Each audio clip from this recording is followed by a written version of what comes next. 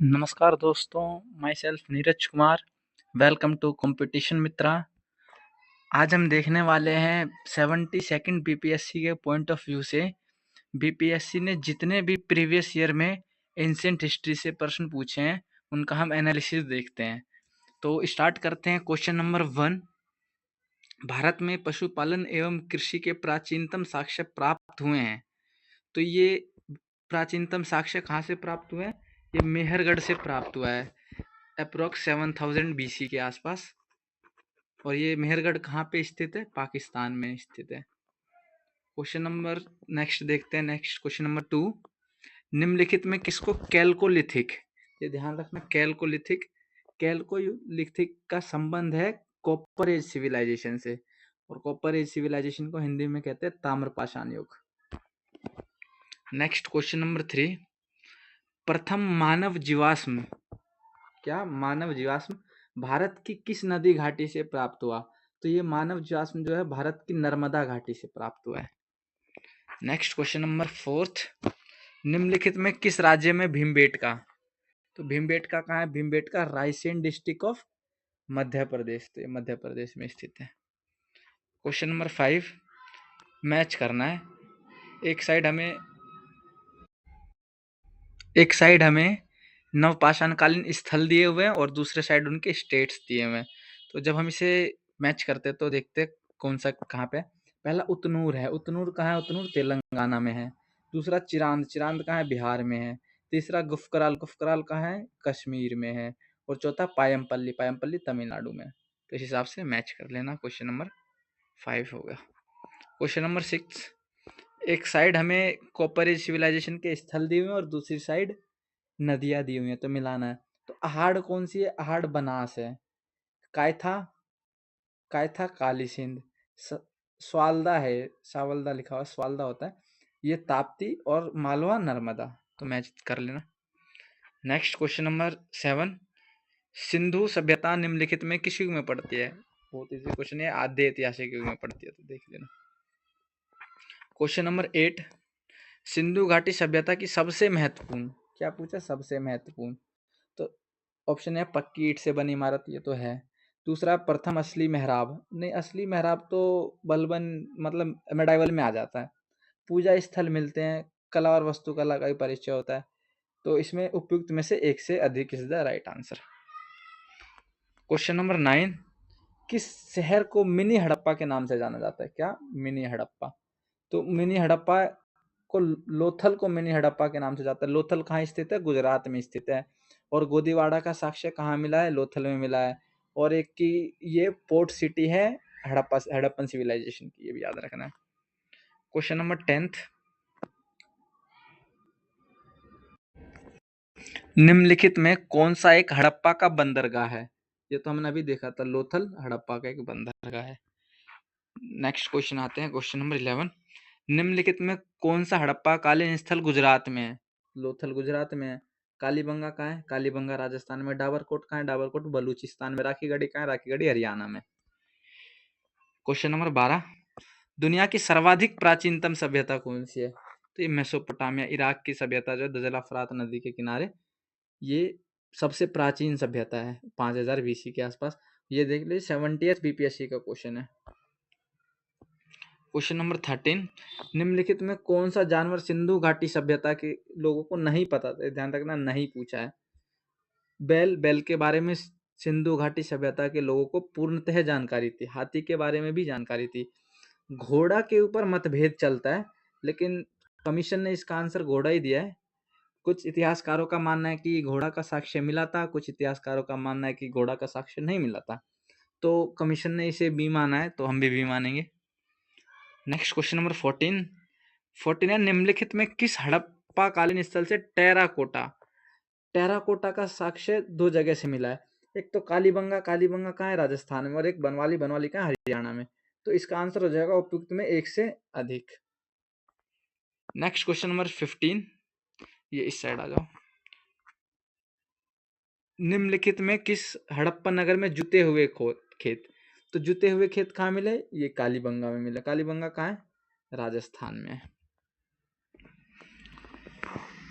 Next question number 16, किस हड़प्पाकालीन स्तर पर हमें जुते हुए खेत के साक्ष्य मिलते हैं? तो सिमिलर कालीबंगा राजस्थान में। क्वेश्चन नंबर 17, निम्नलिखित में कौन हड़प्पा और मोहनजोदड़ो के उत्खनन से संबंधित नहीं थे? ये ध्यान देना हमेशा, ये नहीं वाला जहां है ना, तो उसे पहले ही मार्क कर लेना क्वेश्चन सोल्व करने से पहले। तो इसमें देखते हैं राखलदास बनर्जी, ये तो इस हड़प्पन सिविलाइजेशन में शामिल ही थे। हड़प्पा के एक्सकेवेशन में 1925 से 1933 के बीच एमएस वत्स का भी योगदान है, और सिमिलरली मोहनजोदड़ो की खुदाई में केएन दीक्षित का भी योगदान है। वीए स्मिथ की इसमें कोई चर्चा नहीं है, ये एक इंडोलॉजिस्ट है, इतिहासकार है। Next question, question number 18, Harappa में मिट्टी के बर्तनों पर सामान्यतः रंग पूछा है, किस रंग का उपयोग होता था? तो हम जानते हैं कि पोट्री दो तरह की थी, एक रंगीन थी और एक प्लेन थी, सिंपल। तो रंगीन वाले पे क्या था, लाल और काला, और सिंपल वाले पे क्या था, ओनली लाल, मतलब ये मृद भांड है, तो लाल कलर का उपयोग किया जाता था। क्वेश्चन नंबर 19, आईआईटी खड़गपुर के अध्ययन दल की रिपोर्ट के अनुसार लगातार कितने वर्षों की ना के बराबर वर्षा का होना सिंधु सभ्यता के पतन का कारण रहा था? तो एक आईआईटी का अध्ययन हुआ था आईआईटी खड़गपुर के द्वारा, विशेष दल के द्वारा, तो उसमें यह बताया गया था कि लगातार 900 वर्षों तक कोई बारिश नहीं हुई थी, इसकी वजह से हड़प्पन सिविलाइजेशन या सिंधु घाटी सभ्यता का पतन हो गया था। तो ईयर याद रखना है, 900 ईयर। क्वेश्चन नंबर 20, निम्नलिखित में कौन एक ऋग्वैदिक युग से संबंधित नहीं है? तो अब ध्यान देना कि ऋग्वैदिक युग और उत्तर वैदिक युग दो होते हैं। वैदिक युग को हम दो भागों में बांटते हैं, तो घोषा, अपाला और विश्वारा, ये तीनों जो है ये ऋग्वैदिक युग से संबंधित है। और गार्गी और मैत्री जो है, एक मैत्री होती है, ये ऋग्वैदिक युग से संबंधित नहीं है, ये उत्तर वैदिक युग से संबंधित है। नेक्स्ट क्वेश्चन देखते हैं, क्वेश्चन नंबर 21, प्रारंभिक वैदिक काल के दौरान कौन सा शहर प्राचीन मगध साम्राज्य की राजधानी के रूप में कार्य करता था? तो प्राचीन मगध साम्राज्य की राजधानी राजगृह थी, जिसे राजगीर भी कहा जाता है अब। क्वेश्चन नंबर 22, ऋग्वेद का कौन सा मंडल पूछा है, किसको सोम को समर्पित है?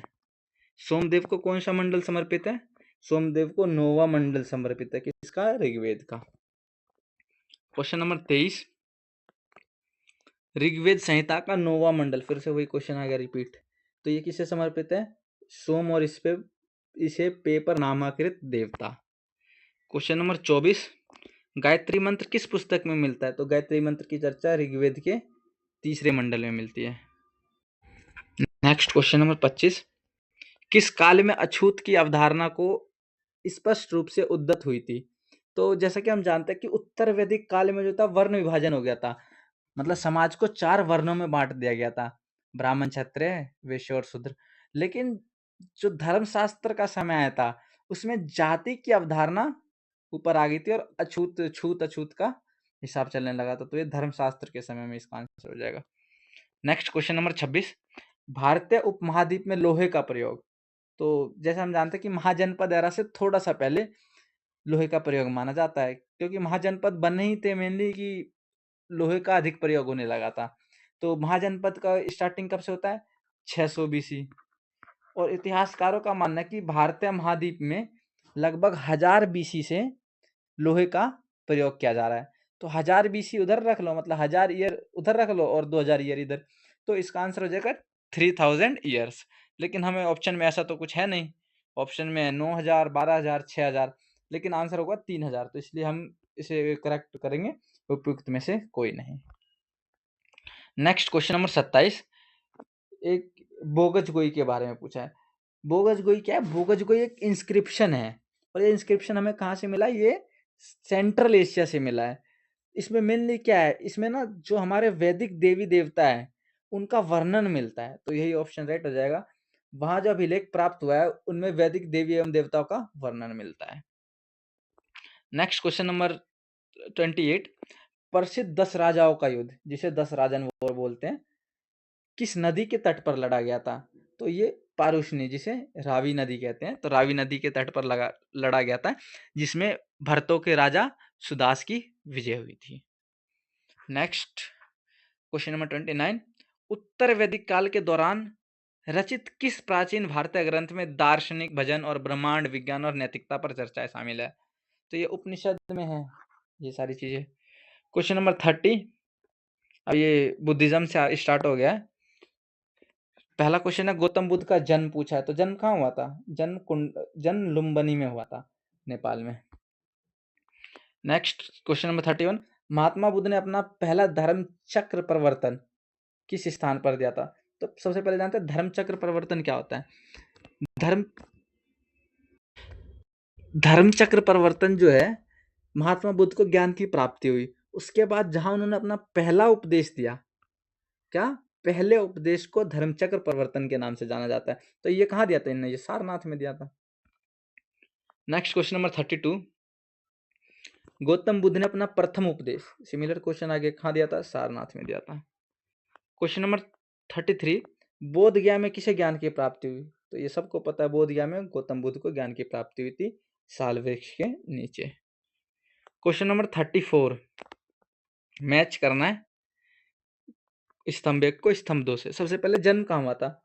जन्म हुआ था लुम्बिनी में। ज्ञान की प्राप्ति कहाँ हुई? ज्ञान की प्राप्ति हुई बोध गया में। प्रथम प्रवचन कहाँ दिया? सारनाथ में, जिसे धर्म चक्र परिवर्तन कहा जाता है। निधन कहाँ हुआ? कुशीनगर में। कुशीनगर क्या है? मल्ल महाजनपद की राजधानी है। Next question number 35।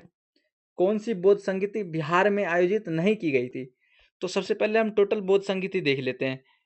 टोटल 4 बौद्ध संगीति हुई थी। 1 2 3 4। इनके स्थान देखते हैं कहाँ कहाँ हुई थी। पहली हुई थी राजगीर में। दूसरी कहाँ हुई थी? दूसरी हुई थी वैशाली में। तीसरी कहाँ हुई थी? तीसरी हुई थी पाटलिपुत्र में। और चौथी कहाँ हुई थी? चौथी हुई थी कुंडलवन कश्मीर में। और इनके अध्यक्ष देख लेते हैं। अध्यक्ष कौन कौन थे? पहले के थे महाकश्यप, दूसरे के थे शबाकमीर, तीसरे के थे मोगलिपुत्तिश, और चौथे के थे वसुदेव। और ये शासन काल देख लेते हैं मतलब कौन से राजा का शासन में ये सभा आयोजित की गई। पहला जब आयोजित क्या, पहली सभा जो आयोजित की गई वो की गई अजात शत्रु के समय में, अजात शत्रु। दूसरी की गई कालाशोक के समय में। तीसरी की गई अशोक के समय में। चौथी की गई कनिष्क के समय में। तो अब यहाँ देख लेते हैं क्वेश्चन क्या पूछा हमारा। क्वेश्चन क्वेश्चन पूछा है क्वेश्चन पूछा कौन सी बौद्ध संगीति बिहार में आयोजित नहीं की गई थी? तो पहली दूसरी तीसरी तो बिहार में आयोजित की गई थी, चौथी बिहार में आयोजित नहीं की गई थी। तो ये देख लो ध्यान से, ये 71st बीपीएससी का क्वेश्चन है। तो ऐसे ही आते हैं क्वेश्चन, इजीली कर सकते हैं। Next question number 36। यह अजात शत्रु के शासनकाल में प्रथम बौद्ध संगीत का आयोजन कहाँ हुआ था? यही है ना, किस नगर में क्या गया था? तो ये राजगीर में क्या गया था। Question number 37। प्रथम बौद्ध संगीति के अध्यक्ष कौन थे? अध्यक्ष अभी हमने देखा, अध्यक्ष कौन थे? महाकश्यप अध्यक्ष थे। Question number 38। प्रथम बौद्ध सभा कहाँ आयोजित की गई? ये राजगिरी में की गई। किसके शासनकाल में? अजातशत्रु के शासनकाल में। Question number 39। भगवान बुद्ध के महापरिनिर्वाण के बाद पहली बौद्ध संगीति का कहाँ हुई थी?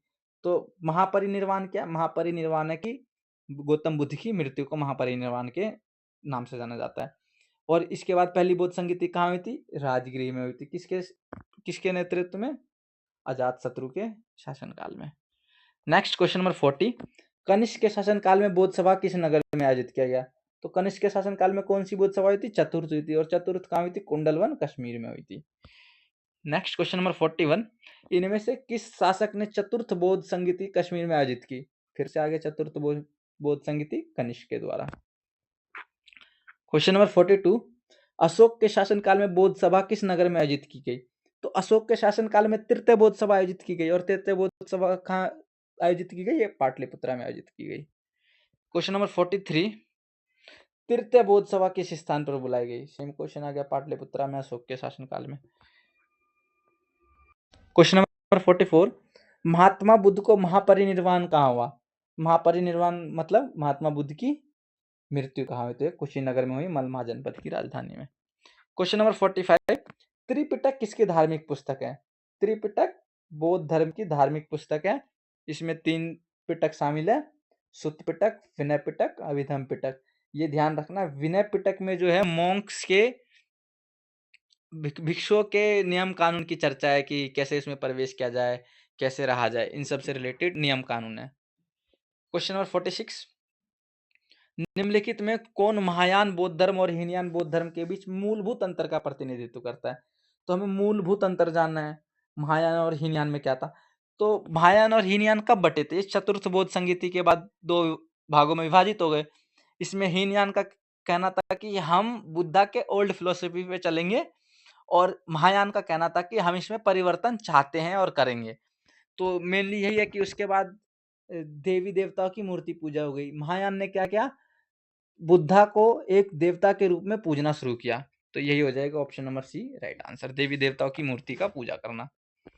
नेक्स्ट क्वेश्चन नंबर 47, बोध गया में बोधि वृक्ष, ये ध्यान देना क्या पूछा, बोधि वृक्ष अपने वंश की किस पीढ़ी का है? बोधि वृक्ष जो कमीशन ने आंसर दिया था पहले पंचम दिया था, लेकिन बिहार टूरिज्म मिनिस्ट्री जो है उसमें षष्ठम है, तो ये मिसमैच हो गया था, इस कारण पे ये क्वेश्चन स्क्रैप हो गया। वैसे मानना हो तो पंचम मान लेंगे, अगर पेपर में आता है, स्क्रैप हो गया था क्वेश्चन। क्वेश्चन नंबर 48, चीनी यात्री सुंगयुन, चीनी यात्री सुंगयुन के बारे में पूछा है, भारत कब आए थे? ये 1515 से 1520 ईस्वी के बीच भारत आए थे। क्वेश्चन नंबर 49, गौतम बुद्ध को एक देवता का स्थान किस राजा के युग में प्राप्त हुआ? अभी बताया था कि कनिष्क के शासनकाल में दो भागों में विभाजित हो गई, महायान हीनयान, और महायान ने बुद्ध को देवता के रूप में पूजना स्वीकार किया। तो इसका आंसर हो जाएगा कनिष्क के शासनकाल में। क्वेश्चन नंबर 50, निम्नलिखित में कौन सी बात बौद्ध धर्म तथा जैन धर्म में समान नहीं है? तो अहिंसा, अहिंसा दोनों में समान है भाई। वेदों के प्रति उदासीनता, ये भी समान है। रीति रिवाजों की अस्वीकृति, ये भी समान है। लेकिन आत्मदमन की जो चर्चा है, ये केवल और केवल जैन धर्म में है, जिसे संलेखनाएं संथारा विधि कहते हैं, जिस विधि से चंद्रगुप्त मौर्य ने श्रवणबेलगोला कर्नाटक में अपनी मृत्यु त्याग दी। इसके बाद क्वेश्चन नंबर 51, नालंदा विश्वविद्यालय ज्ञान का महान केंद्र था। तो पूछा नालंदा विश्वविद्यालय के बारे में, तो यहाँ पे बौद्ध धर्म की शिक्षा दी जाती है, तो पता ही था। क्वेश्चन नंबर 52, अब ये बुद्ध जैनिज्म आ गया। महावीर स्वामी का जन्म कहाँ हुआ था? तो महावीर स्वामी का जन्म वैशाली के निकट कुंडग्राम में हुआ था। क्वेश्चन नंबर 53, भगवान महावीर का प्रथम शिष्य, प्रथम शिष्य उनका दामाद जमाली था। क्वेश्चन नंबर 54, जैन धर्म के प्रवर्तक महावीर जी की मोक्ष स्थान, मोक्ष कहाँ प्राप्ति हुई ने? पावापुरी में प्राप्त हुई। क्वेश्चन नंबर 55, महावीर जैन की मृत्यु निम्नलिखित में किस नगर में हुई? तो महावीर नगर की मृत्यु पूछा है, पावापुरी में। क्वेश्चन नंबर 56, निम्नलिखित में कौन सबसे पूर्वकालिक जैन ग्रंथ, ओल्डेस्ट जैन ग्रंथ पूछा, तो ये 14 पूर्वा जो है ये ओल्डेस्ट है, सबसे पूर्वकालिक जैन ग्रंथ है। क्वेश्चन नंबर 57, त्रिरत्न या तीन रत्न, त्रिरत्न की बात हुई है, क्या क्या है? जैसे सटीक ज्ञान, सच्ची आस्था और सटीक क्रिया, मतलब right knowledge, right faith, right action, knowledge faith action, निम्न में किससे संबंधित है? तो ये जैन धर्म से संबंधित है। और इसमें त्रिपिटक किसका है? त्रिपिटक बौद्ध धर्म का है, शुद्ध पिटक, विनय पिटक और अभिधम पिटक।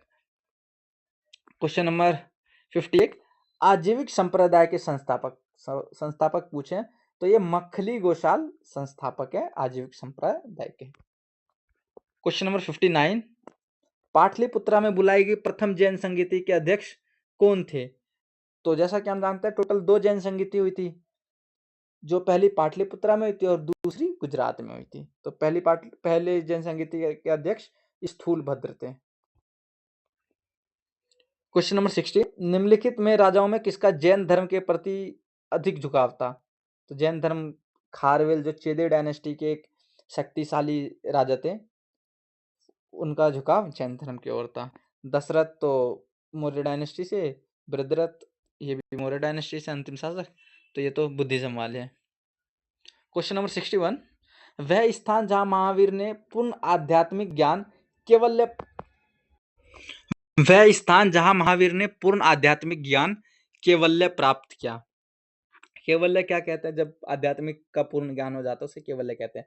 तो ये इन्होंने जाम्बिक ग्राम में किया था, पीपल के पेड़ के नीचे। क्वेश्चन नंबर 62, भागवत संप्रदाय के विकास में किसकी देन अत्यधिक थी?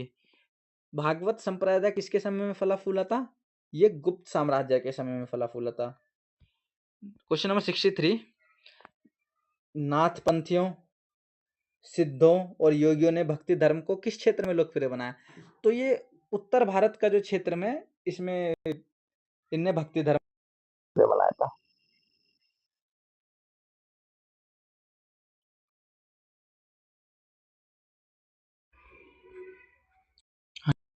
नेक्स्ट, तो पाटलिपुत्र के संस्थापक अजात शत्रु को माना जाता है, और जो राजधानी सबसे पहले पाटलिपुत्र बनाया वो उदयन ने बनाया था।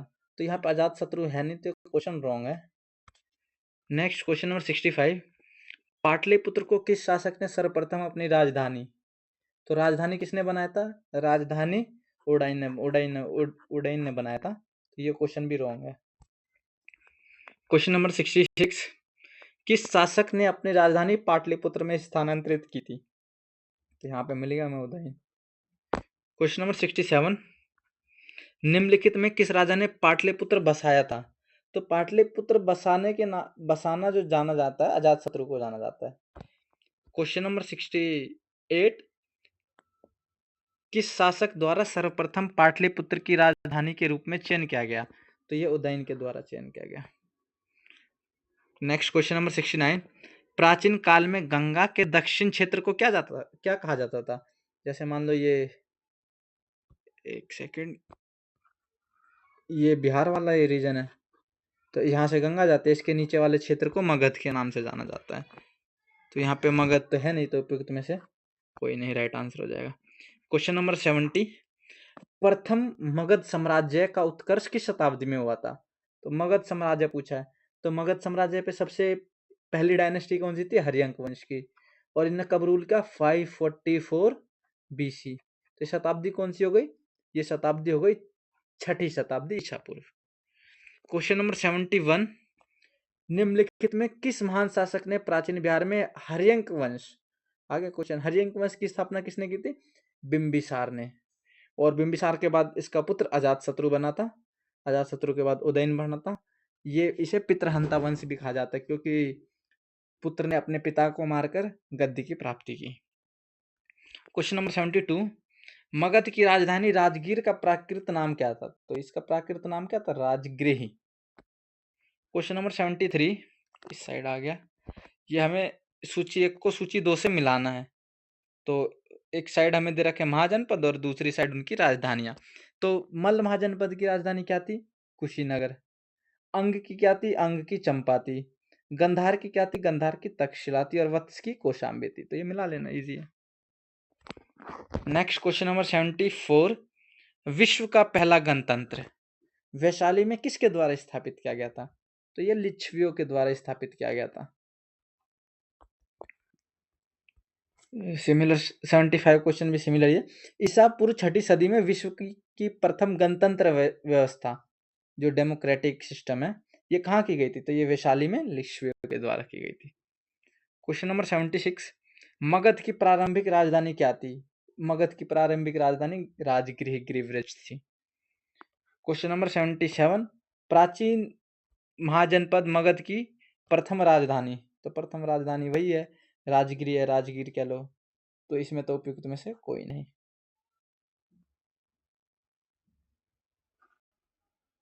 नेक्स्ट, क्वेश्चन नंबर 78, अजात शत्रु के वंश का क्या नाम था? अजात शत्रु हर्यंक वंश के डायनेस्टी का सेकंड रूलर था।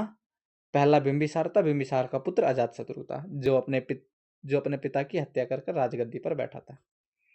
क्वेश्चन नंबर 79, 16 महाजनपदों की सूची कहाँ उपलब्ध है? ये अंगुत्तर निकाय में, भगवती सूत्र और अंगुत्तर निकाय। अंगुत्तर निकाय क्या है? बौद्ध धर्म की पुस्तक है, इसमें 16 महाजनपद की चर्चा है। और भगवती सूत्र किसकी है? जैन धर्म की पुस्तक है, जिसमें 16 महाजनपद की चर्चा है।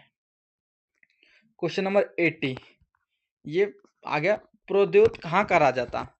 तो प्रोद्योत ये चंद्र प्रोद्योत से रिलेटेड है, चंद्र प्रोद्योत को यहाँ प्रोद्योत लिखा गया। तो ये अवंती का राजा था, जो बुद्धा के समकालीन था। नेक्स्ट, क्वेश्चन नंबर 81, मगध शासक बिंबिसार, बिंबिसार किसका, तो कौन था? हर्यंक वंश का संस्थापक था। इसका चिकित्सक था, एक चिकित्सक का नाम क्या था? जीवक था। क्वेश्चन नंबर 82, नंद वंश के पश्चात मगध पर किस राजवंश ने शासन किया था? तो अब ये याद रखना कि नंद वंश का अंतिम शासक घनानंद था और घनानंद को मारकर मौर्य वंश ने शासन किया। तो मौर्य वंश का संस्थापक चंद्रगुप्त मौर्य ने कौटिल्य की सहायता से घनानंद को पराजित कर मौर्य वंश की स्थापना की और नंद वंश के बाद इन्होंने ही राजवंश पे शासन किया मगध पर। क्वेश्चन नंबर 83, कलिंग नरेश खारवेल, ये अभी ऊपर भी देखा था हमने। खारवेल कौन था? जैन धर्म का अनुयायी था, एक शक्तिशाली रूलर था। तो ये कौन सी डायनेस्टी से संबंधित था? ये चेदी डायनेस्टी से। और जो चेदी डायनेस्टी का संस्थापक था वो महामेघवाहन था, तो इसलिए चेदी डायनेस्टी को महामेघवाहन वंश भी कहा जाता है। तो ए और बी दोनों करेक्ट हो जाएंगे। तो डायरेक्टली हम कह सकते हैं कि उपयुक्त में से एक से अधिक इसका राइट आंसर हो जाएगा। क्वेश्चन नंबर 84, राजा खारवेल का नाम जुड़ा है। तो खारवेल कौन था? जैन धर्म का संस्थापक, जैन धर्म का अनुयायी था, शक्तिशाली रूलर था। और इसका ये किससे जुड़ा हुआ है? गिरनार। गिरनार से तो ये जुड़ा नहीं है। गिरनार कहाँ है? गुजरात में। जूनागढ़ ये भी उधर ही है, साउथ मतलब वेस्ट में। और ये हाथी गुफा के अभिलेख से, हाथी गुफा और रानी गुफा, जिसमें खारवेल के जन्म की, उसके द्वारा जीते गए युद्ध के, उसके शिक्षा की, ज्ञान की प्राप्ति का सारा उल्लेख किया गया है हाथी गुफा अभिलेख में। क्वेश्चन नंबर 85, बराबर पर्वत श्रृंखला, बराबर पर्वत श्रृंखला स्थित गोरखगिरी किसके द्वारा विजित किया गया? तो गोरखगिरी को जीतने वाला राजा कौन था? यही खारवेल था, चेदी डायनेस्टी का। क्वेश्चन नंबर 86, अंग जनपद की राजधानी पूछे, ये क्या थी? चंपा थी। कहाँ पे स्थित है ये? बिहार में, साउथ ईस्ट बिहार में। तो ये देख लेना, जो भागलपुर बांका वाला रीजन है उस साइड अंग जनपद स्थित था। क्वेश्चन नंबर 87, निम्नलिखित में से कौन सा मगध का राजा सिकंदर महान के समकालीन था? तो सिकंदर ने जब अटैक किया था उस टाइम पे घनानंद गद्दी पर बैठा हुआ था और ये नंद वंश का राजा था। क्वेश्चन नंबर 88 आ जाते हैं, सेंड्रोकोटस से चंद्रगुप्त मौर्य की पहचान किसने की? तो सेंड्रोकोटस से चंद्रगुप्त मौर्य की पहचान करने वाला जो व्यक्ति था वो विलियम जोन्स था। और ये उपाधि किसके द्वारा दी गई थी? प्लूटार्क के द्वारा। तो ये सब ध्यान रख लेना। मेनली इसकी पहचान किसने की थी? विलियम जोन्स ने की थी। क्वेश्चन नंबर 89, भारत में पहले साम्राज्य की स्थापना, साम्राज्य की स्थापना किस शासक के द्वारा की गई थी? चंद्रगुप्त मौर्य के द्वारा की गई थी। नेक्स्ट क्वेश्चन नंबर 90 आ जाते हैं, देखते हैं, मौर्य साम्राज्य के संस्थापक कौन थे? तो ये देख लिया हमने, गणानंद को हराकर चंद्रगुप्त मौर्य ने मौर्य साम्राज्य की स्थापना की कौटिल्य की सहायता से। क्वेश्चन नंबर 91, निम्नलिखित में से किस मौर्य राजा ने दक्कन की विजय प्राप्त की थी? तो दक्कन की विजय प्राप्ति चंद्रगुप्त मौर्य को ही जाना जाता है, क्योंकि अशोक ने कलिंग को जीता। कलिंग के अलावा उसका कोई खास ऐसा रोल दिखता नहीं है कि आसपास के क्षेत्रों में उन्होंने विजय प्राप्त की। शक्तिशाली था, लेकिन वो चंद्रगुप्त मौर्य के टाइम से ही माना जाता है, क्योंकि चंद्रगुप्त मौर्य का पुत्र बिंदुसार, बिंदुसार को इतने वृहत स्तर पर युद्ध स्ट्रेटेजिक रूप से देखा नहीं जाता है कि उन्होंने इतने युद्ध किए, ये जीता वो जीता। तो इसका आंसर जो है चंद्रगुप्त मौर्य ही है। क्वेश्चन नंबर 92, जिसके ग्रंथ में चंद्रगुप्त मौर्य का विशिष्ट रूप से वर्णन है। चंद्रगुप्त मौर्य का वर्णन जो विशाख दत्त की पुस्तक एक मुद्रा राक्षस है। क्या? मुद्रा राक्षस। मुद्रा राक्षस में इसकी चर्चा है कि चंद्रगुप्त मौर्य ने नंद वंश के घनानंद को पराजित किया, और इसी में चंद्रगुप्त मौर्य को कुलहीन भी कहा जाता है। तो ये ध्यान रखना, विशाख दत्त की पुस्तक क्या है? मुद्रा राक्षस। क्वेश्चन नंबर 93 देखते हैं, मेगास्थनीज दूत था। मेगास्थनीज किसका दूत था? ये सेल्यूकस निकेटर का दूत था। क्वेश्चन नंबर 94, वह स्रोत जिसमें पाटलिपुत्र के प्रशासन का वर्णन मिलता है। तो पाटलिपुत्र का प्रशासन के वर्णन किसमें मिलती है हमें? ये मेगास्थनीज की एक पुस्तक है इंडिका, जिसमें यह बताया जाता है 5-5 लोगों की 6 सदस्यों द्वारा, 6 समितियों द्वारा इसका प्रशासन का संचालन किया जाता था मगध साम्राज्य में। क्वेश्चन नंबर 95, ये हमें सूची 1 को सूची 2 से मिलाना। एक साइड है घटना या स्थान और दूसरे साइड व्यक्ति। चोल गंगम झील किसने बसाई थी? ये राजेंद्र प्रथम ने बसाई थी। दूसरा, धर्म महामात्र की नियुक्ति, ये अशोक ने की थी। तीसरी है प्रयाग की सभा, ये प्रयाग की सभा आयोजित की गई थी हर्षवर्धन के समय में। और चौथी, सुदर्शन झील, सुदर्शन झील का निर्माण किसने कराया था? चंद्रगुप्त मौर्य ने। तो ये ध्यान रख लेना। नेक्स्ट क्वेश्चन नंबर 96, अभिलेख जिससे यह प्रमाणित होता है कि चंद्रगुप्त का प्रभाव पश्चिम भारत पर था। तो पश्चिम भारत पर प्रभाव कैसे होगा? देखो अब ध्यान देना, पहला ऑप्शन है कलिंग। कलिंग तो है ही नहीं, कलिंग उड़ीसा में। अशोक का गिरनार शिलालेख, तो पूछा हमें किससे? चंद्रगुप्त मौर्य का, तो अशोक का गिरनार शिलालेख से कैसे हो जाएगा? ये भी गलत है। चौथा, अशोक का सोपरा, ये भी नहीं हो सकता। ये सी वाला जो रुद्रदामन का जूनागढ़ शिलालेख, इसमें चर्चा की गई कि वहां जो सुदर्शन झील बनवाया गया है वो चंद्रगुप्त मौर्य के द्वारा निर्माण करवाया गया है। नेक्स्ट क्वेश्चन नंबर 97, किस अभिलेख में कलिंग विजय का वर्णन है? कलिंग विजय पूछा है, तो कलिंग विजय का वर्णन जो अशोक के 14 वृहत शिलालेख हैं उसमें 13th शिलालेख जो है उसमें कलिंग विजय का।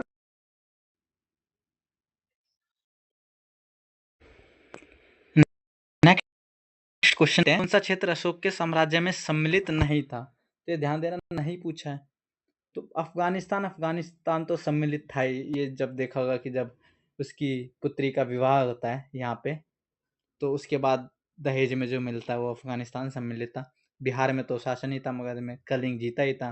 श्रीलंका में इसका कोई प्रत्यक्ष प्रमाण मिलता नहीं है कि श्रीलंका में अशोक का साम्राज्य था या अशोक के साम्राज्य में श्रीलंका सम्मिलित था।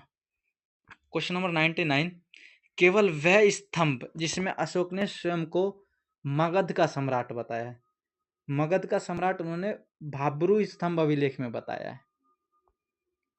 क्वेश्चन नंबर 99 के बाद 100, क्वेश्चन नंबर 100 क्या है?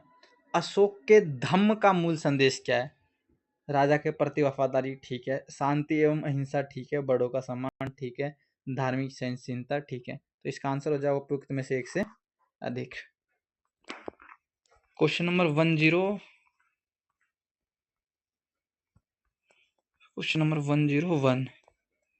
अपने शिलालेखों में अशोक सामान्यतः किस नाम से जाने जाते हैं? तो ये देवनाम प्रियदर्शी के नाम से जाने जाते हैं। क्वेश्चन नंबर 102, अशोक के शिलालेखों में प्रयुक्त भाषा है, तो भाषा इसमें कौन सी प्रयुक्त की गई है? प्राकृत। और जो इसकी लिपि की गई है ब्राह्मी कह लो, ब्राह्मी। टोटल 4 लिपि की गई है, ब्राह्मी, खरोष्टी, अरमाइकी और ग्रीक। तो मेनली जो सबसे ज्यादा है वो ब्राह्मी लिपि में है और भाषा कौन सी है? प्राकृत है। क्वेश्चन नंबर 103, अशोक के स्तंभ पर कौन सी लिपि लिखी गई है? तो ये जनरल है, तो ये ब्राह्मी लिपि लिखी गई है। सामरी तो हो नहीं सकती, संस्कृत भी नहीं, पाली तो बुद्धा की है नहीं। क्वेश्चन नंबर 104, प्राचीन भारत में निम्नलिखित में कौन सी एक लिपि दाईं ओर से बाईं ओर लिखी जाती है? दाईं मतलब राइट टू लेफ्ट, तो ये राइट टू लेफ्ट एक लिपि लिखी जाती है, वो भी खरोष्टी। नेक्स्ट क्वेश्चन, निम्नलिखित में से प्राचीन भारत की कौन सी लिपि दाहिने से बाएं ओर लिखी जाती है? सिमिलर क्वेश्चन आ गया, तो ये खरोष्टी हो गया। नेक्स्ट क्वेश्चन नंबर 106, अशोक के अभिलेखों को पहली बार इनके द्वारा पढ़ा गया, तो ये पहली बार किसके द्वारा पढ़ा गया? जेम्स प्रिंसेप के द्वारा। क्वेश्चन नंबर 107, इधर है ये, पाटलिपुत्र को किस शासक ने सर्वप्रथम अपनी राजधानी बनाई? तो राजधानी की बात हो रही है, तो राजधानी किसने बनाई थी? उदयन ने बनाई थी, उदयन ने। लेकिन यहाँ पे वो है नहीं, तो यहाँ पे हम चंद्रगुप्त मौर्य मार सकते हैं, सबसे पहला इन्होंने किया था। उसके बाद नेक्स्ट क्वेश्चन है क्वेश्चन नंबर 108, मौर्य वंश का अंतिम शासक कौन था? मौर्य वंश का अंतिम शासक बृहद्रथ था। 109, अंतिम मौर्य सम्राट, तो अंतिम मौर्य सम्राट बृहद्रथ। 110, ये क्वेश्चन है, अशोक की नीति के आर्थिक परिणामों के कारण ही मौर्य साम्राज्य का पतन अधिकांशतः उचित था, इस तथ्य में किसने विश्वास किया? तो एक इतिहासकार हुई रोमिला थापर, उनका ऐसा मानना था। क्वेश्चन नंबर 111, मौर्य काल में शिक्षा का सर्वाधिक प्रसिद्ध केंद्र था। देखो वैशाली तो कोई प्रसिद्ध केंद्र है नहीं। नालंदा प्रसिद्ध केंद्र हुआ किसके शासनकाल में? नालंदा की स्थापना ही कुमारगुप्त के द्वारा की गई, तो ये गुप्त वंश के टाइम में, लेकिन ये मौर्य काल की पूछा है, उज्जैन भी नहीं है, इसका तक्षशिला ही है। और तक्षशिला के प्राचार्य जो थे कौटिल्य, कौटिल्य की मदद से ही मौर्य वंश की स्थापना होती है चंद्रगुप्त मौर्य के द्वारा। तो Takshashila is the right answer. Question number 112, प्राचीन भारत के निम्नलिखित राजवंशों पर विचार कीजिए। शुंग वंश, मौर्य वंश, कुषाण वंश, कण्व वंश। और क्या पूछा है? निम्नलिखित में से उनके शासन के सही कालानुक्रमिक क्रम कौन सा है? तो इनमें से सबसे पहले देख लो कौन सा है। तो सबसे पहले तो मौर्य वंश आ गया, उसके बाद मौर्य वंश के बाद शुंग वंश जो पुष्यमित्र शुंग के द्वारा किया गया था, और फिर कण्व वंश, और फिर कुषाण वंश बाद में आया था, कुषाण वंश। तो 2, फिर 1, फिर 4, फिर 3, 2 1 4 3 का है, ये option A is the right answer. 113, ताम्रपत्र लेख दर्शाते कि प्राचीन काल में बिहार के राजाओं का संपर्क था। तो ये ताम्रपत्र जो था, इससे पता चलता है कि बिहार के राजाओं का संपर्क जो था वो जावा सुमात्रा से था। कैसे? जैसे देवपाल, पाल वंश के शासक थे, उसमें ये हमें प्राप्ति होती है। क्वेश्चन नंबर 114 इधर आ गया। सुवर्ण भूमि का वह राजा कौन था जिसने नालंदा में एक बौद्ध विहार की स्थापना की तथा उसके रख रखाव हेतु अपने दूत द्वारा देवपाल से 5 गांव दान में देने के लिए प्रार्थना की? तो देवपाल कौन था? पाल वंश का शासक था। और सुवर्ण भूमि का वह राजा कौन था? वो बालपुत्र देव था, जिसने अपने दूत को भेजा और देवपाल से 5 गांव दान में देने के लिए आग्रह किया, प्रार्थना की। नेक्स्ट क्वेश्चन आ जाता है, क्वेश्चन नंबर 115। ये मैच करना हमें, सूची 1 को सूची 2 से मिलाना है। देखो पेपर में एलिमिनेशन ट्रिक लग जाता है, जैसे इसमें पहली बार जब देखोगे तो कर्ण सुवर्ण बहुत कम बच्चों को याद रहेगा। सबसे ज्यादा जो याद क्या रहेगा इसमें? गिरनार। गिरनार का मिलाओ कहाँ से? गिरनार का गुजरात से मिलाओ, और उसके बाद प्रतिष्ठान महाराष्ट्र से मिलाओ। तो 2 हमें पता चल गया, ये 2 मोस्टली सभी बच्चों को आता है, और बाकी 2 में कंफ्यूज रहते हैं। तो इससे ऑप्शन एलिमिनेट हो जाता है कभी कभी, और कभी कभी नहीं होता, तो उसके हिसाब से देख लेना। अगर हम यहाँ ऑप्शन एलिमिनेशन देखते हैं, 2 से देखते हैं अगर होता है या नहीं, तो हमारा पहला देखते हैं गिरनार गुजरात, सी का 2, सी का 2 किसमें? 1 में ही है, तो 1 सही हो गया यहाँ। तो जिसे 1 भी आता होगा वो कर ले जाएगा, तो ये देख लो। और कर्ण सुवर्ण वैसे है कहाँ का? ये पश्चिम बंगाल का है, और कर्ण सुवर्ण पश्चिम बंगाल का, प्रागज्योतिषपुर असम का, गिरनार गुजरात का, और प्रतिष्ठान महाराष्ट्र का, ये मिला लेना। नेक्स्ट क्वेश्चन है क्वेश्चन नंबर 116, किस अभिलेख में रुद्रदामन प्रथम की विभिन्न उपलब्धियां वर्णित है? तो ये जूनागढ़ का अभिलेख है जिसमें इस चीज के वर्णन है। 117, दूसरी शताब्दी के आसपास रचित संस्कृत के शिलालेख के अनुसार सुदर्शन झील, जो कि एक कृत्रिम जलाशय, की मरम्मत किसने की थी? तो ये 2nd शताब्दी में, मतलब 2nd एडी में ये रुद्रदामन ने इसकी मरम्मत करवाई थी, जबकि ये एक्चुअल में बनाया किसके द्वारा गया था? ये मौर्य वंश के संस्थापक चंद्रगुप्त मौर्य द्वारा बनवाया गया था। इसमें कई बार इसकी मरम्मत करवाई गई, अशोक के द्वारा भी इसकी मरम्मत करवाई गई है। क्वेश्चन नंबर 118, इनमें से किसने सर्वप्रथम व्यापक पैमाने पर स्वर्ण मुद्रा का प्रचलन किया? देखो स्वर्ण मुद्रा का प्रचलन तो क्या, लेकिन व्यापक पैमाने पर, तो व्यापक पैमाने पर माना जाता है विम कडफिसस। कौन से वंश के थे ये? कुषाण वंश के, जिस वंश के कनिष्क के महान शक्तिशाली राजा हुआ था, तो विम कडफिसस को ये माना जाता है।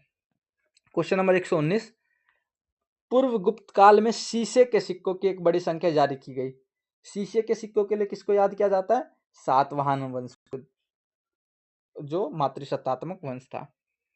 क्वेश्चन नंबर 120 120, शुंग वंश के बाद किस वंश ने भारत पर राज किया? तो शुंग वंश के बाद किस वंश ने भारत पर राज किया? ये एक ट्रिक याद रख लेना, जो हसीन मशूक शाह वाला ट्रिक याद होगा। सबसे पहले हरियंक वंश, फिर शिशुनाग वंश, फिर नंद वंश, फिर मौर्य वंश, फिर शुंग वंश, फिर कण्व वंश, और फिर उसके बाद सातवाहन वंश। तो यहाँ पे देख लो क्या पूछा है, किस वंश ने शुंग वंश के बाद, तो शुंग वंश के बाद किसने किया, कण्व ने किया शासन। इसमें याद रख लेना कण्व वंश का संस्थापक वासुदेव था। 121 क्वेश्चन नंबर है, किस गुप्त शासक ने अपने बड़े भाई की हत्या कर सत्ता प्राप्त किया। तो ये तो बहुत फेमस क्वेश्चन है, जो विक्रमादित्य जिसे चंद्रगुप्त द्वितीय के नाम से जाना जाता है, उनने अपने बड़े भाई रामगुप्त की हत्या कर गद्दी प्राप्त किया था। क्वेश्चन नंबर 122, प्राचीन भारत का नेपोलियन किसे कहा जाता है। तो प्राचीन भारत का नेपोलियन समुद्रगुप्त को कहा जाता है। कौन कहता है, वीए स्मिथ अपनी पुस्तक में इन्हें कंपेयर करते हैं भारत का नेपोलियन। क्वेश्चन नंबर 123, गुप्त सम्राट जिसने हुनों को पराजित किया था। हुनों का आक्रमण किसके टाइम पे हुआ था, स्कंदगुप्त के टाइम पे, और इसने हुनों को पराजित कर दिया था।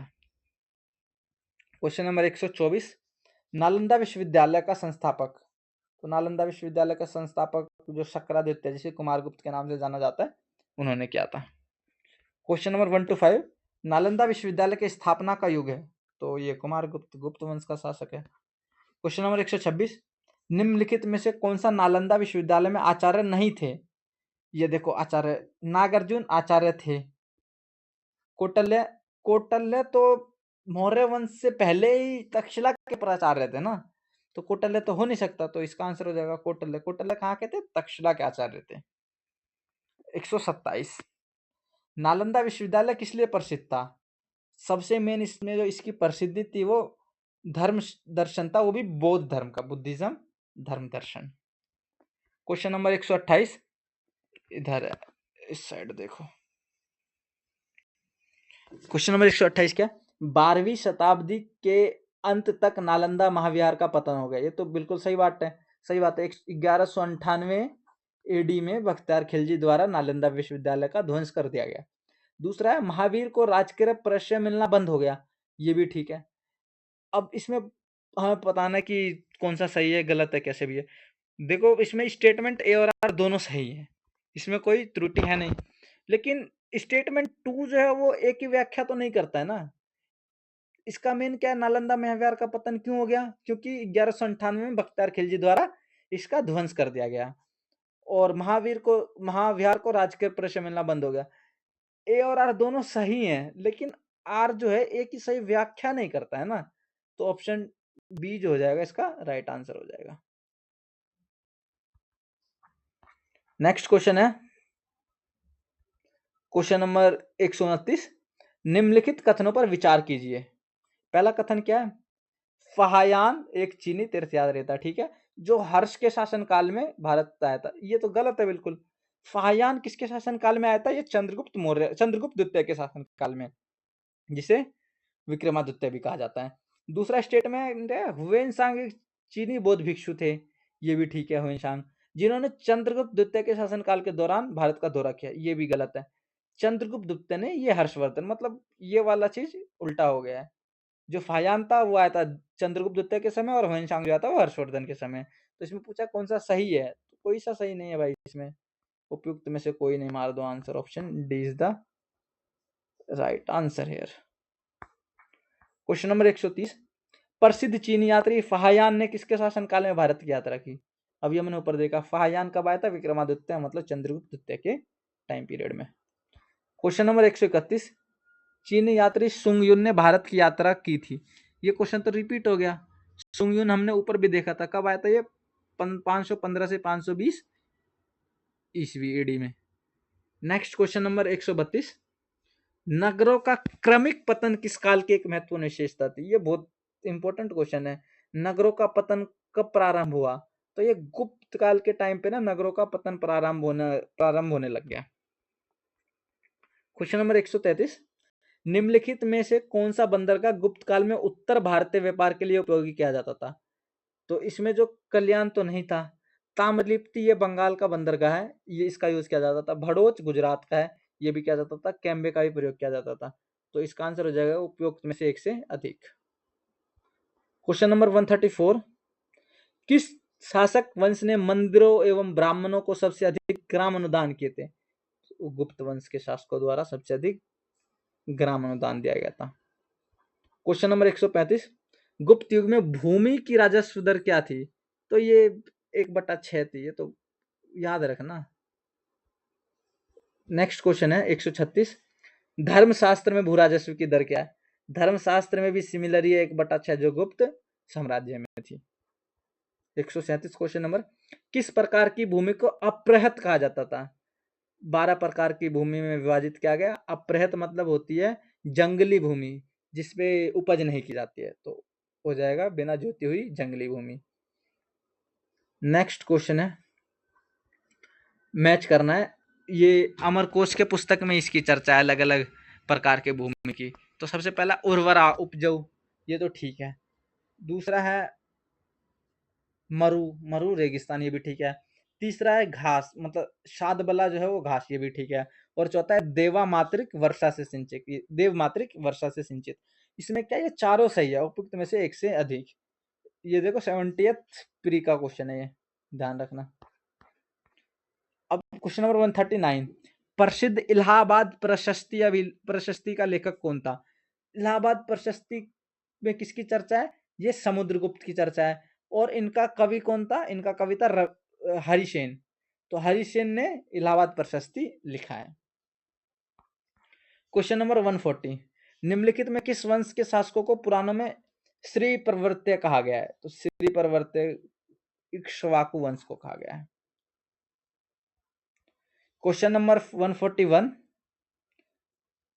ये देखो क्वेश्चन नंबर 141 है, राजा प्रवरसेन। तो प्रवरसेन कौन था? ये वकाटक वंश का था, जो बुंदेलखंड के क्षेत्रों में वो करता था, राज्य करता था। तो यही देख लेते हैं यहाँ पे। इसमें पूछा है कि राजा प्रवरसेन के बारे में निम्नलिखित पर विचार कीजिए। पहला, वह वकाटक वंश का वास्तविक संस्थापक था। हाँ, माना जाता कि वह वास्तविक यही था, पहला सही है। उनका साम्राज्य उत्तर में बुंदेलखंड से लेकर दक्षिण में हैदराबाद तक था, ये भी ठीक है। तीसरा, वह अपने पिता विंध्य शक्ति के उत्तराधिकारी बने, ये भी ठीक है। और चौथा, उनका उल्लेख पुराणों में मिलता है, ये भी ठीक है। तो इसका आंसर हो जाएगा ए बी सी डी, चारों हो जाएंगे। 142, 142 क्या? हून राजा तोरमान। तो तोरमान किस ओलिका राजा द्वारा पराजित किया गया? तोरमान को जो पराजित किया था वो ओलिका राजा प्रकाश धर्मन थे। 143, वर्धन राजवंश की स्थापना किसने की थी? पुष्यभूति वर्धन, जिसमें हर्षवर्धन आगे जाकर एक महान शासक बनते हैं। क्वेश्चन नंबर 144, कवि बान निवासी था। इसमें ना मतभेद है।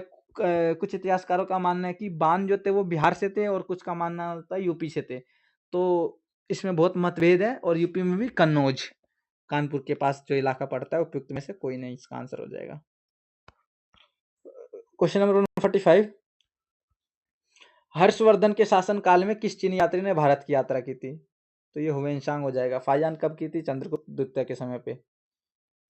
146, चीनी यात्री हुएनसांग ने किस विश्वविद्यालय में अध्ययन किया था? हुएनसांग ने अध्ययन किया था नालंदा विश्वविद्यालय में। इसे यात्रियों का राजकुमार और नीतियों का पंडित कहा जाता है। क्वेश्चन नंबर 147, हुएनसांग की भारत में यात्रा के समय सूती कपड़ों का उत्पादन के लिए सूती कपड़ों का उत्पादन उस समय मथुरा में किया जाता था, सबसे अधिक उत्पादन। और ये पता। क्वेश्चन नंबर 148, 148 क्या? निम्नलिखित में किस शासक ने हर्ष के समय असम पर शासन किया? जिस टाइम पे हर्ष का शासन उत्तर भारत में था, उस टाइम पे भास्कर वर्मन जो थे, उनका शासन असम में था। नेक्स्ट क्वेश्चन नंबर 149, 7वीं शताब्दी ईस्वी के दौरान भारत का कौन शासक था जो बौद्ध धर्म के संरक्षण और सांस्कृतिक गतिविधियों को समर्थन के लिए जाना जाता था? 7th सेंचुरी एडी में जो था वो हर्षवर्धन जो जाना जाता है, इन्हें बौद्ध धर्म के संरक्षण के रूप में जाना जाता है, संरक्षक के रूप में जाना जाता है। क्वेश्चन नंबर 150, गुप्त वकाटक युग में तार्किक तर्क और बहस पर ध्यान केंद्रित करते हुए भारतीय दर्शन के किस महत्वपूर्ण स्कूल का विकास हुआ? तो इस समय जो तार्किक तर्क और बहस पर हुआ, ये न्याय दर्शन का, जिसके संस्थापक कपिल मुनि है, सॉरी गौतम मुनि है। तो ये नया दर्शन का विकास हुआ। क्वेश्चन नंबर 151, इनमें से किसने पहली बार व्याख्या की थी कि पृथ्वी अपनी धुरी पर घूमने के कारण प्रतिदिन सूर्य उदय एवं सूर्यास्त होता है? तो ये आर्यभट्ट का स्टेटमेंट है। 152, इनमें से कौन गुप्त काल में औषधि के क्षेत्र में अपने कार्य के लिए जाना जाता है? ये क्वेश्चन हालांकि इसका आंसर बीपीएससी ने सुश्रुत दिया था, लेकिन इसमें से होना चाहिए उपयुक्त में से कोई नहीं, क्योंकि सुश्रुत का जो टाइम पीरियड माना जाता है इतिहास में, वो गुप्त काल से बहुत पहले का माना जाता है। तो इसका आंसर हो जाएगा उपयुक्त में से कोई नहीं। नेक्स्ट क्वेश्चन 153, बराबर की गुफाओं का उपयोग किसने आश्रय गृह के रूप में किया? बराबर की गुफाओं का यूज आजीविक संप्रदाय ने किया था। 154, भारतीय कला में स्तूप, चैत्य और विहार का निर्माण निम्नलिखित में किससे संबंधित है? ये तीनों बौद्ध धर्म के कीवर्ड्स है, याद रखना।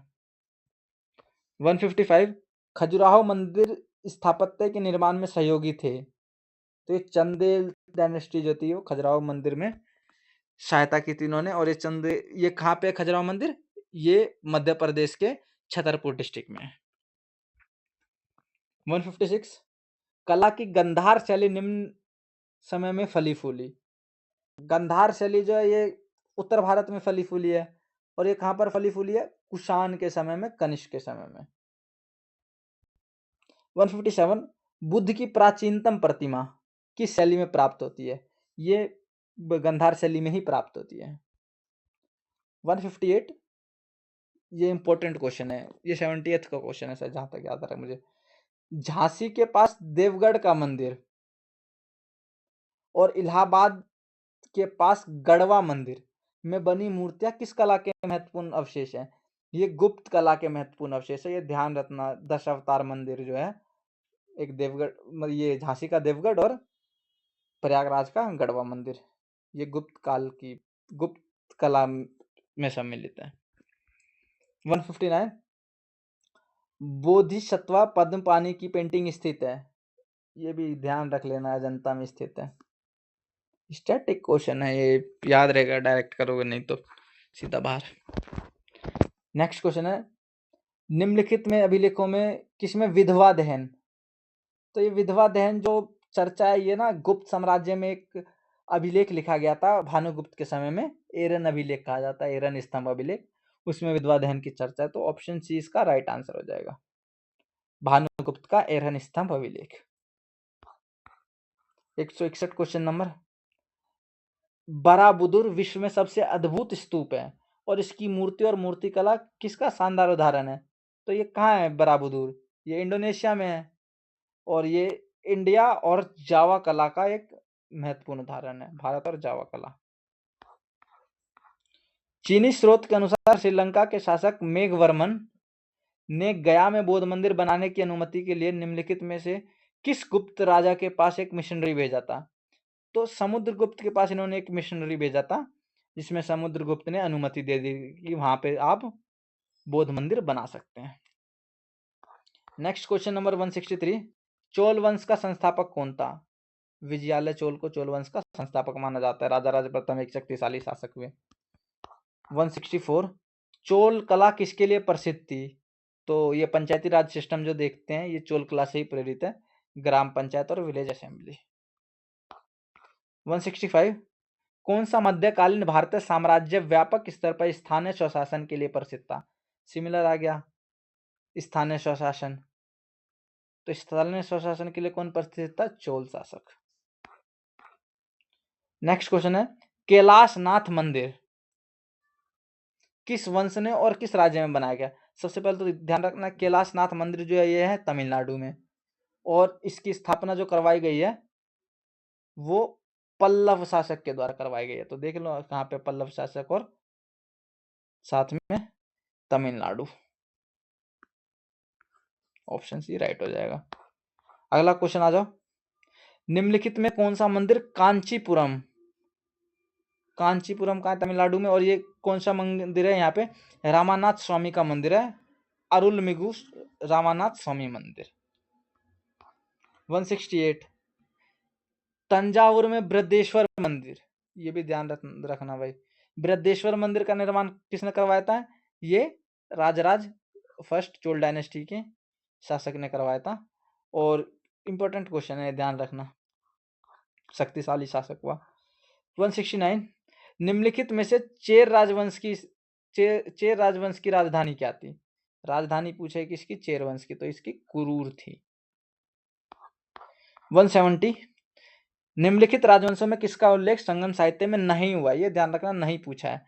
तो चेर का हुआ है, पांडे का भी हुआ है, चोल का भी हुआ है, कदम्ब की ऐसी कोई चर्चा इसमें नहीं है। 171 संगम युग में उरेयूर किस लिए विख्यात था? उरेयूर जो था वो कावेरी नदी के तट वाला क्षेत्र था, जहां पर बहुत अधिक मात्रा में कपास का उत्पादन हुआ करता था। तो इस उपजाऊ मैदान थी, तो इसे जाना जाता है कपास के व्यापार का महत्वपूर्ण केंद्र।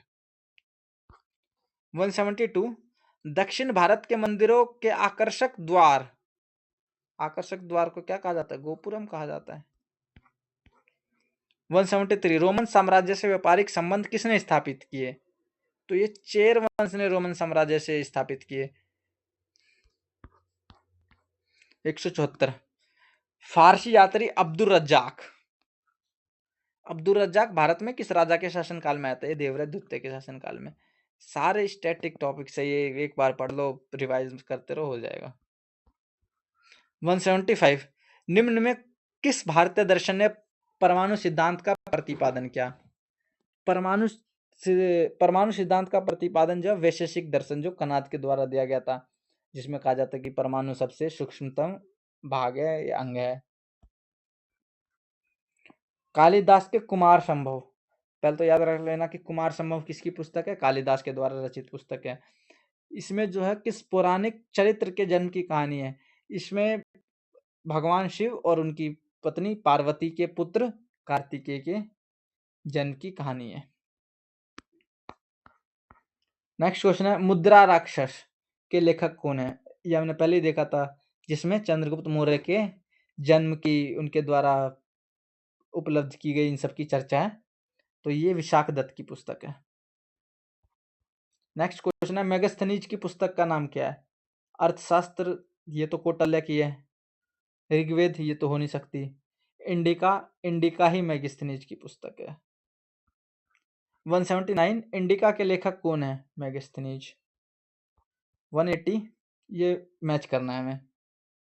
देखो, बृहत संहिता वराहमिहिर की है, मुशिक मशा अतुला की है, राजतरंगिणी बिल्हन की पुस्तक है, सॉरी राजतरंगिणी कल्हन की पुस्तक है, और विक्रमांक देवचरित विल्हन की पुस्तक है। तो ये मिला लेना। नेक्स्ट क्वेश्चन, कल्हन की पुस्तक कौन सी है? तो ये कल्हन की पुस्तक कौन सी है? ये राजतरंगिणी, इसमें कश्मीर के इतिहास का वर्णन है। 182 क्वेश्चन नंबर, कौटिल्य की पुस्तक अर्थशास्त्र किस विषय पर आधारित है? ये अर्थशास्त्र जो है शासनकाल के सिद्धांत और अभ्यास पर, स्टेट क्राफ्ट पर ही आधारित है। 183 कौटिल्य के अर्थशास्त्र में किस पहलू पर प्रकाश डाला गया है? राजनीतिक नीतियों पर। अर्थशास्त्र पुस्तक, अर्थशास्त्र नामक पुस्तक का लेखक कौन था? तो ये तो सिमिलर क्वेश्चन रिपीट हो रहा है, कौटिल्य। 185 क्वेश्चन नंबर, इतिहास के प्राचीन और मध्य युगीन काल के राजा और उनके द्वारा लिखी गई रचनाओं का सही मिलान किस युग में किया गया है? देखो, अब हम ऐसे देख लेते पहले। देखो, कृष्ण देव राय की पुस्तक क्या है? अमुक्तमाल्यद। और महेंद्र वर्मन की पुस्तक क्या है? मत विलास प्रहसन। ये तो ठीक है, बी वाला ठीक है। सी भोजदेव, ये सम्रांगन सूत्रधार जो है, ये राजा भोज की पुस्तक है। और ये मानसोलास जो है, ये सोमेश्वर की पुस्तक है। तो हमसे पूछा कि सही मिलान, सही पूछा है ना, तो सही तो एक ही है, बी है बस जो राइट है, महेंद्र वर्मन की पुस्तक। बाकी देख लो, ऊपर नीचे कर दिया थोड़ा। Question number 186, Periplus of the Erythraean Sea, तो इसके तो कोई वही नहीं, अज्ञात की पुस्तक है ना ये, इसका तो कोई ज्ञात ही नहीं है, मतलब कोई लेखक पाया नहीं है, तो उपयुक्त में से कोई नहीं इसका राइट आंसर हो जाएगा। क्वेश्चन नंबर 187, पृथ्वीराज रासो के लेखक कौन है? चंद्रबरदाई लेखक है। ये सारे स्टैटिक क्वेश्चन है, फैक्चुअल क्वेश्चन है, याद करो सीधा हो जाएगा, नहीं तो नहीं होगा। 188 पृथ्वीराज रासो नामक पुस्तक किसके द्वारा लिखी गई है? सिमिलर क्वेश्चन रिपीट, चंद्र बरदाई। 189, ये याद रख लेना, बहुतों को ये ध्यान नहीं रहता। स्वप्न वाष्वदत्ता, इसके लेखक कौन है? भास। भास की पुस्तक है ये, सपने में भास। नेक्स्ट है, कुमार संभव महाकाव्य किसने लिखी है? कुमार संभव जो है कालिदास की रचना है। 191, किरातुर्जुनीय पुस्तक किसने लिखी थी? किरातुर्जुनीय पुस्तक जो ये भारवी ने लिखी है। 192, उस स्रोत का नाम बताएं जो प्राचीन भारत के व्यापारिक मार्गों पर मौन है। मौन पूछा है ना, मतलब कोई चीज नहीं बताता। देखो, संगम साहित्य बताता ही है इसके बारे में, जातक कहानी बताती है। मिलिंद पन्हो, जिसमें नागसेन और मिनांडर के वार्ता की चर्चा है, इसमें कोई भी भारत के व्यापारिक मार्गों पर इस उल्लेख नहीं किया गया, तो B is the right answer. 193, Harshacharita नामक पुस्तक किसने लिखी? हर्षचरित चौपान भट्ट की पुस्तक है, ये हर्षवर्धन के वो है ना, ये राजकवि। 194 देख लो, अब इसे मैच करना है। इसे ऑप्शन से एलिमिनेट कर सकते हो तो इजीली हो जाएगा। सबसे पहले देखो, चरक। चरक क्या है? चरक ने चरक संहिता लिखी है, तो ज्योतिष है चरक। ज्योतिष कहाँ से हो जाएगा? चरक संहिता लिखी है तो चिकित्सक ही होगा ना। ए का बी। और ब्रह्मगुप्त जो है वो मैथमेटिशियन है, इसका मुझे 100% श्योर है, ब्रह्मगुप्त मैथमेटिशियन है। तो ये देख लो, बी का 1 किसमें है? बी का 1 इसमें ही है बस, तो बी राइट आंसर हो जाएगा इसका। बाकी आगे देख लो, चरक चिकित्सक है, ब्रह्मगुप्त गणितज्ञ है, वराहमिहिर ज्योतिष है, और नाटककार जो है विशाख दत्त, ये सबको पता होगा, तो ये मिला लेना, इजीली हो जाएगा। नेक्स्ट क्वेश्चन है, राजनीति की प्रारंभिक पुस्तक नीतिसार। नीतिसार के लेखक कौन है? कामंदक। ये तो फैक्चुअली क्वेश्चन आ रहे हैं सारे। 196, कर्नाट वंश का संस्थापक कौन था? कर्नाट वंश के संस्थापक नान्यदेव को माना जाता है।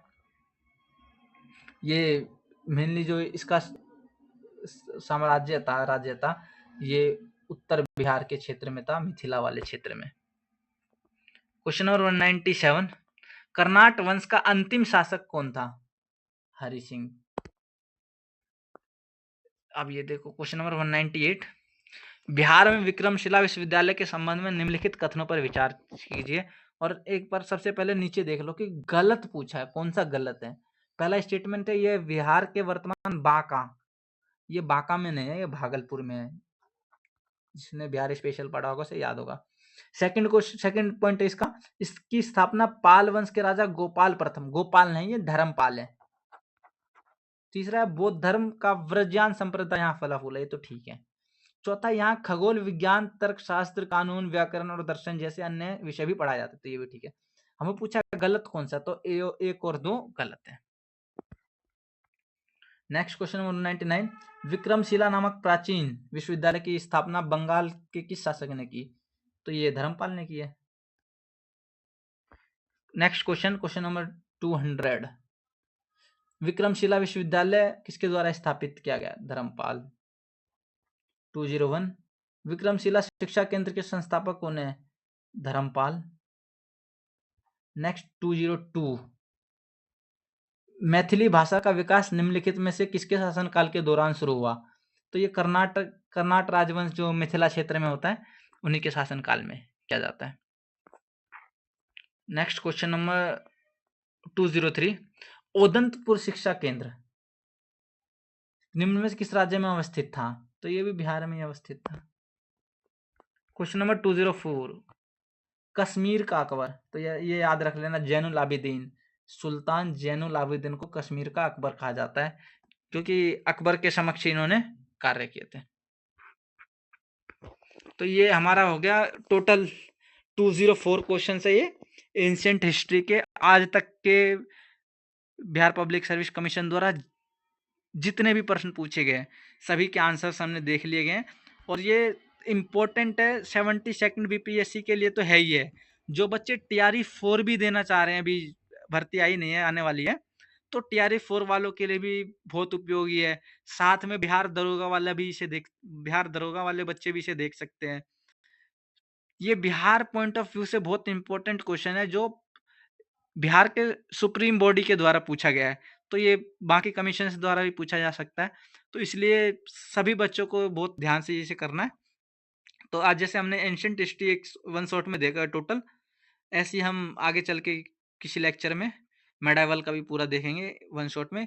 और ये मैंने सारे क्वेश्चन घटना चक्र से उठाए हैं, जिसमें लेटेस्ट 71st बीपीएससी प्री के भी क्वेश्चंस इंक्लूडेड है, जो कि 13 सितंबर 2025 में आयोजित किया गया था। तो थैंक यू, ऐसी कंपटीशन मित्र को सपोर्ट करते रहे। मिलते हैं नेक्स्ट वीडियो में। धन्यवाद।